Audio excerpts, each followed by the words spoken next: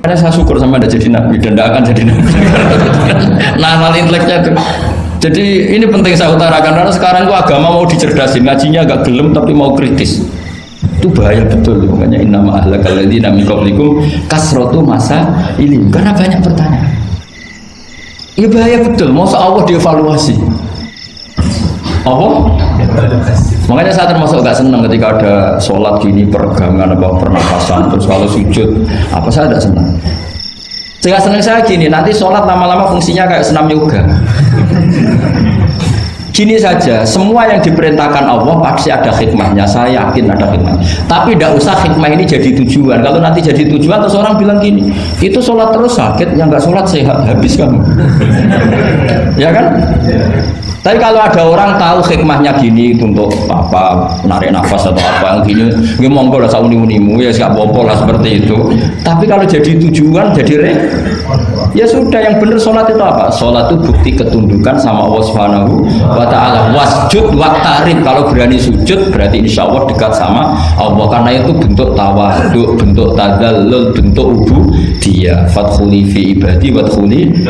Lalu kok terus dianalisis ini fungsinya gini. Wah repot. Lah nanti kalau ada senam yoga tandingannya lebih efektif. Saya jantungan sujud kok nggak ngefek, tapi setelah ikut yoga kok ngefek. Saya loh ya, orang boleh nggak berpendapat sependapat sama saya, tapi kalau nggak sependapat keterlaluan yakin. Karena dari saya jelas yang namanya wasjud ya Pak. Udah ada di hadis di Quran wasjud wa tashu, sujud dan kamu menjadi nggak ada yang ada ya wasjud. Saya kira demikian. Assalamualaikum warahmatullahi wabarakatuh. Apa langsung selesai aja? Ya. Masalah keimanan. Tanya apa ngeluh? Kalau tanya boleh ya gimana? Masalah keimanan tentang qada dan qadar. Oh iya. Kalau qada dan qadar itu kita sudah ditentukan oleh Allah, kenapa masih dimintai pertanggungjawaban? Tidak. Oh iya. Betul. Ya seperti mukadimah saya tadi ya. Jadi ngaji itu harus kafah. Kafah itu artinya komplit. Jadi Nabi dalam banyak hal yang momennya tepat ya menganalisis dengan qada qadar, tapi dalam banyak hal juga melarang orang membicarakan qada qadar. Jadi misalnya gini, kamu kadung ditakdir pernah punya dosa dan kamu ingin tobat, maka dosa yang masa lalu anggap saja qada qadar, terus keinginan tobat itu anggap aturan syariat. Jangan lalu setelah qada qadar kamu tidak berkeinginan tobat. Ini penting saya utarakan karena Nabi itu menghentikan pasti dua kali. Saya jamin di setiap konteks sosial Nabi pasti menghentikan dua kali. Dua kali itu dua solusi.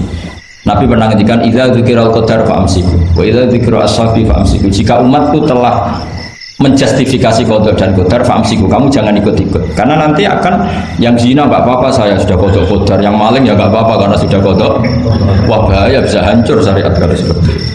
Tapi ada banyak hal yang Nabi mengisnadkan itu ke qada qadar. Kayak cerita Nabi Musa dan Nabi Adam. Ada kan di hadis Sahih itu jelas. Ini dengerin, ini betul di hadis Sahih. Nabi Musa itu saking Israelnya, memang beliau orang apa? Pertama, semua Nabi kan pasti alami diangkat ke alam roh. Nabi loh ya, ada sampean Nabi. Sama tidak usah ambisi begitu, Nabi ini. Ketika beliau diangkat di alam roh itu ketemu Nabi Adam. Padahal Nabi Adam kan Abul Basar, tokoh utama ada. Pertama ketemu langsung ngomong gini, anta Adam, kamu betul yang namanya Adam? Ya saya Adam. Antal ladzi akhrajtan nasa minal jannati wa asqaitahu. Saya hafal hadisnya. Antal ladzi akhrajtan nasa minal jannati wa asqaitahu. Gara-gara kamu orang enggak hidup di surga. Jadi kalau sampean marah gara-gara kamu, saya harus cari uang sampai Korea. Coba kalau kita masih di surga, enggak perlu kerja di mana? Karena semuanya tersediakan, nggak punya istri jelek, semuanya cantik karena bidadari. Gara-gara jenengan kita harus keluar di bumi dan keluar dari surga. Nabi Adam itu karena orang sepuh ya, beliau santai saja. Anta Musa, kamu betul Musa? Ya saya Musa. Anta kalimu, ya saya kalimu. Anta Sofio, ya saya. Nabi Adam masih muji-muji. Ini pentingnya orang bijak. Jadi kalau sama nanti ngelawan saya tetap bijak insya Allah. Tapi sampean bisa neraka, ngelawan kiai itu dosa. Dosa sekali, bukan dosa biasa, sangat dosa. Nabi Musa, Nabi Adam masih anta sofi wa anta kalimullah. Bukankah kamu melihat di Taurat bahwa saya akan dosa dan akan dosa saya sudah ditulis 40 tahun sebelum saya dosa? Iya ya Musa. Iya ya Nabi Adam, ya betul gitu. Berarti kamu mengkritik saya atalumunani fi amrin qad qadahu. Kamu mengkritik saya, menyalahkan saya dengan sesuatu yang sudah digodok-godok oleh Allah sebelum saya lakukan. Jadi sudah ditulis sama Allah 40 tahun sebelum saya salah, sudah ditulis skenario nya nanti Adam akan salah terus keluar dari surga. Memang dari awal skenario nya seperti itu. Itu ibarat istri kamu sudah tahu ini kalau miskin setia, kalau sudah kaya nanti pola, itu sudah tahu. Tapi anehnya istri kamu ketika nyata pola kok tidak siap, padahal sebetulnya sudah tahu gitu ya kan. Makanya saya kalau ngaji di mana-mana bilang kelirunya orang Indonesia itu satu, kalau ilmunya terbukti itu tersiksa, itu kelirunya orang ini. Semua cowok tahu nggak? Semua lelaki tahu nggak? Kalau nggak pernah nafakoi diomelin, tahu nggak? Tahu. Tapi ketika itu nyata nggak siap. Harusnya ketika nyata diomelin, alhamdulillah ilmu saya benar. Tapi istri kamu juga gitu. Biasanya wong lanang duwe akeh pola. Terus dengar sampai mulai cinta orang lain. Harusnya kan alhamdulillah ilmu saya benar kan. Artinya gini, manusia saja bisa memprediksi. Kan nggak mungkin kita nyifati Allah nggak tahu Nabi Adam salah sebelum nyata-nyata salah, tentu itu nggak mungkin. Nah maknanya kodok kodar kira-kira gitu, Allah itu tahu apa yang akan terjadi. Tapi tetap saja ini nggak boleh dipakai justifikasi untuk maksiat. Makanya jelas aturan Quran, saya mohon kamu nggak boleh salah. Ini nanti saya baca, saya hafal tapi ini biar tamu ayatnya. Itu ayatnya kan ma asaba musibatin fil ardi wala fi anfusikum illa fi kitabim min qabli an nabraha inna dzalika 'ala Allahi yasir likai la ta'sau 'ala ma fatakum wala tafrahu bima. Jadi apa yang mengenai kamu di bumi maupun ada pada diri kamu, anggap saja itu, yakini saja sebagai qada qadar, supaya kamu tidak putus asa apa yang sudah terlewatkan dan tidak bangga dengan apa yang kamu udah.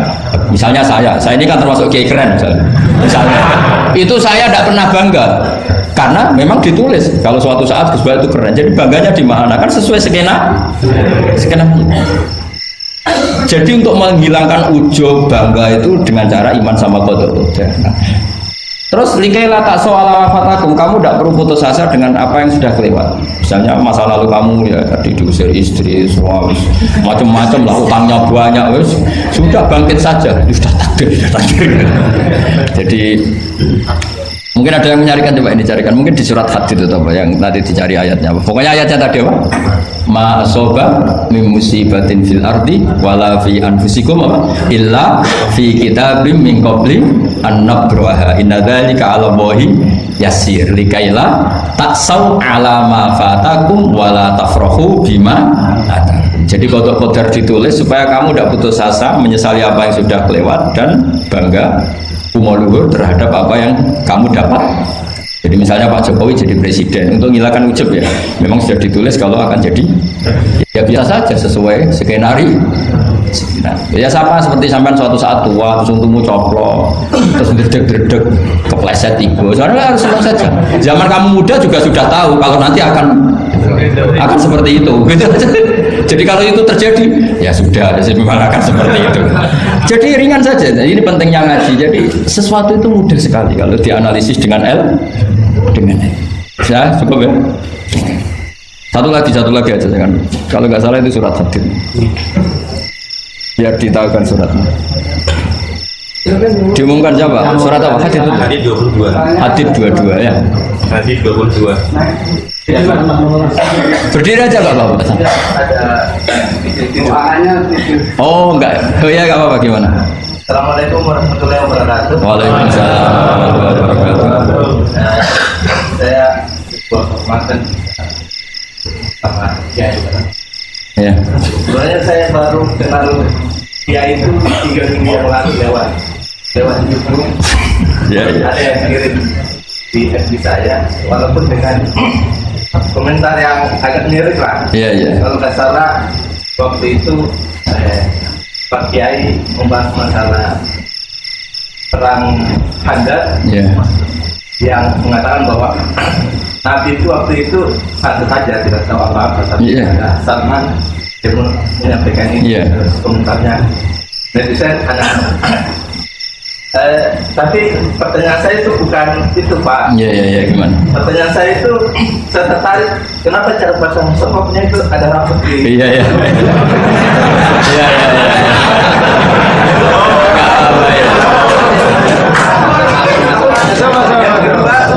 Yang kedua, sebenarnya hal umum.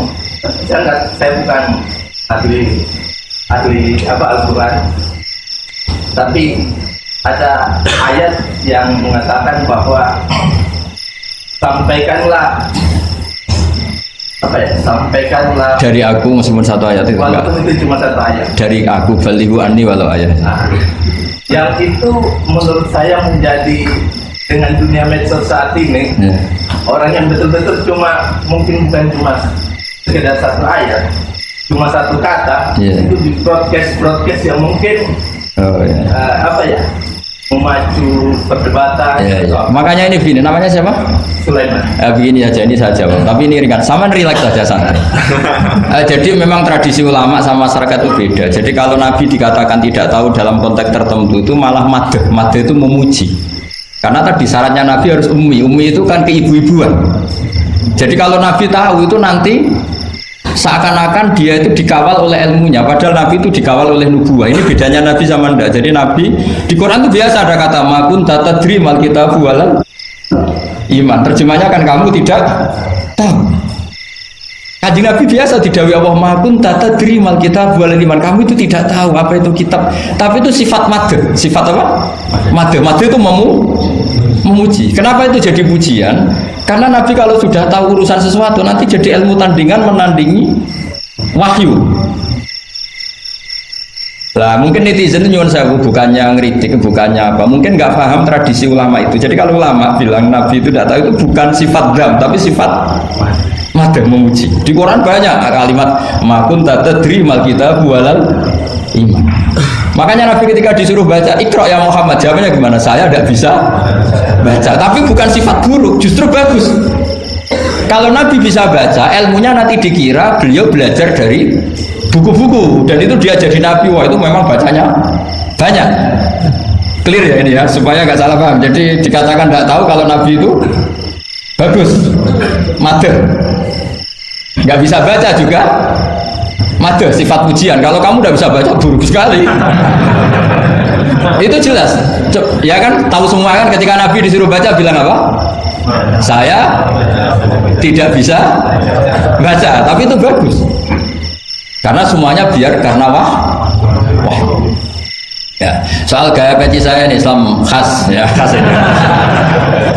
Nah, yang ini yang penting, yang pertanyaan sampai terakhir bali wa ani walau aja. Memang ini semenjak dunia medsos memang dengan tanda kutip agak kecelakaan, mengutip kutipan tokoh atau apa aja sepotong-potong itu bahaya.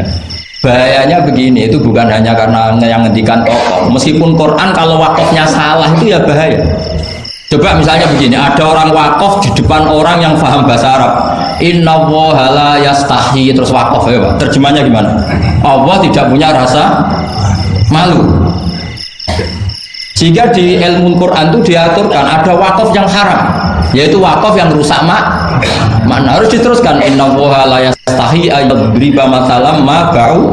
Allah tidak malu bikin perumpamaan sekecil apapun makhluk itu. Misalnya buat perumpamaan dengan coba kalau bacanya satu ayat terpotong inna woha la yastahi, Allah tidak. Bayangkan didengar orang yang paham bahasa Arab. Jadi problem kita adalah kadang kutip ya gitu. Jadi apa ya tadi belum mendengarin kompletnya ngaji. Jadi kalau ada ulama bilang Nabi tidak tahu itu sebenarnya madh itu ngelem karena memang begitu. Makanya Allah bilang apa? Makun tatadri mal kitab walal iman. Muhammad kamu tidak tahu apa yang maknanya kitab, maknanya iman. Tapi nggak tahu ini untuk Nabi kelebihan karena kalau Nabi tahu dulu berarti ilmunya sebagian diserap dari Taurat dan Injil, dari yang macam-macam. Makanya dulu orang kafir kalau ngeritik Nabi kan walaqad na'lamu annahum yaquluna innama yu'allimuhu basar. Muhammad pinter macam pernah belajar. Terus Allah menjawab, Muhammad itu nggak pernah belajar, bahkan baca saja tidak. Jadi kalau Nabi dikatakan nggak bisa baca, nggak tahu itu madad. Saya ulang lagi, untuk Nabi itu madad. Sehingga semua yang dilakukan Nabi in huwa illa wahyu yuha, semua hanya berdasar wahyu. Ini bedanya Nabi dengan selain Nabi. Makanya Nabi itu nggak pernah baca, nggak boleh memang. Karena tadi pasti ini jadi ilmu tandingan. Itu bahaya kalau untuk Nabi, supaya semuanya orisinal dari Allah. Nabi itu sama Allah dikosongkan, semuanya kosong. Semuanya dari ilmu yang diwahyukan oleh Allah Subhanahu wa Ta'ala, jelasnya. Jadi baliwani walau ayat itu saya mohon, maksudnya itu ayat itu bukan ayat satu Quran potongan, enggak. Ayat yang muhkamah, yang utuh. Tapi kalau satu potongan ya enggak boleh. Tadi misalnya dipotong apa, inna woha layak tadi kan kayak. Makanya di bab ilmu tajwid kan diterangkan wa ba'da tajwidi kalil hurufi la budda min ma'rifatil wuqufi. Setelah kamu tahu tajwid ikhfa izhar idgham, kamu harus mengenal ilmu waqaf. Karena sekali salah waqaf itu ya gitu Mas Leman ya. Assalamualaikum warahmatullahi wabarakatuh.